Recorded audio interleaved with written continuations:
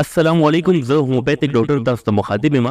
دا ویډیو چې کوم په مخ باندې ویښته وي د زنانو د کومو پیغلو د تورسرو په مخ باندې ویښته وي، دا ویډیو هغې باره کې داسې یو میډیسن داسې یو دوایي درته ښیم هومیوپیتک دوایي ده چې هغه تاسو استعمال کوئ. انشاءالله په څو ورځو کې دننه دننه ستاسو د مخ نه چې کوم دا غیر ضروري ویښته وي دا به مکمل ختم شي او ستاسو ښایست په انشاءالله یو ګټو باندې شي. په اوسني وخت کې د هرې زنانه د هرې پیغلې دا خواهش وي چې هغه ښایسته ښکاره شي. د ښایست په ښکاره کېدو کې غټ رکاوټ چې کوم دی هغه د مخ ویښته دي. په مخ چې کله ویښته راشي نو د دې ډېرې زیاتې وجې کېدلی شي. یو وجه چې کوم بنیادي وجه ده هغه د هارمونز کمې یا زیاتې دی، دا هم یو وجه ده.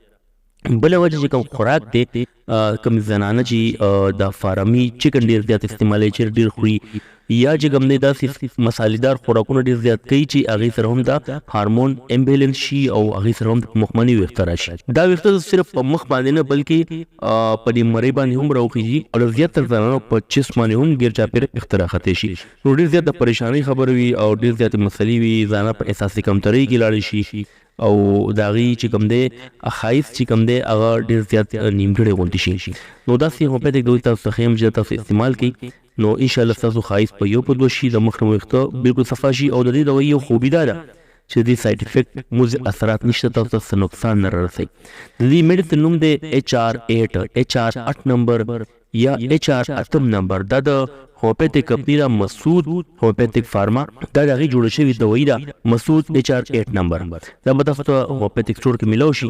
دا تاسو راواخلئ او د دې طریقې استعمال داسې دی چې 10 نه 15 کترې په یو ګوټو کې اچوئ او سهار غرمه ماښام داس کوئ. د دوایي د استعمال نه مخکې کوشش کوئ چې تاسو خوله کنګالوئ په ساده اوبو باندې، هغې نه پس دوایي استعمالوئ او د ډوډۍ نه یا نیمه ګنټه مخکې یا نیمه ګنټه پس ته دوایي تاسو استعمالوئ. د دې دوایي هېڅ مضر اثرات نشته، هېڅ سایډ افیکټ یې نشته او دا به تاسو ته ډېر په اسانه هومیوپیتک سټور کې میلاو شي. نو دا تاسو استعمال کوئ انشاءالله څو ورځو کې دننه دننه تاسو د دې بهترین رزلټ وګورئ.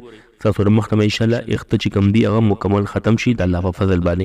که چېرې ستاسو ویډیو خوښه شوي نو په دې ویډیو کمنټ وکړئ، لایک کړئ او دا ویډیو نور خلکو سره هم شیر کړئ چې هغوی ته هم فایده ورسي. د ما نه دعا ده الله پاک دې ټولو ناروغ خلکو له شفای کامله نصیب کړي. الله دې زموږ ټولو مسلې په خپل قدرت سره حل کړي. آمین. الله حافظ.